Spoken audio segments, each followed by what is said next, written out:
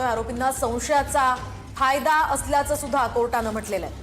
आरोपींना संशयाचा फायदा असं कोर्ट म्हणतंय। संशयाच्या आधारावर शिक्षा होऊ शकत नाही, फक्त संशयाच्या आधारावर शिक्षा होऊ शकते।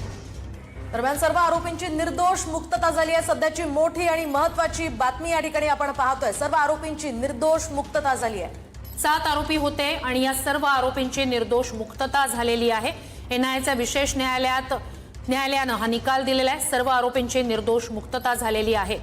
यामध्ये 7 आरोपी होते। साध्वी प्रज्ञा सिंह ठाकूर, लेफ्टनंट कर्नल पुरोहित यासह निवृत्त मेजर रमेश उपाध्याय, अजय राहिरकर, समीर कुलकर्णी यासह सुधाकर चतुर्वेदी, सुधाकर द्विवेदी या सगळ्यांची आता निर्दोष मुक्तता झाल्याचं सध्या आपण पाहतोय। आताची मोठी आणि महत्त्वाची घडामोड, बॉम्बस्फोट प्रकरणातील या सगळ्या आरोपींची निर्दोष मुक्तता झाली आहे।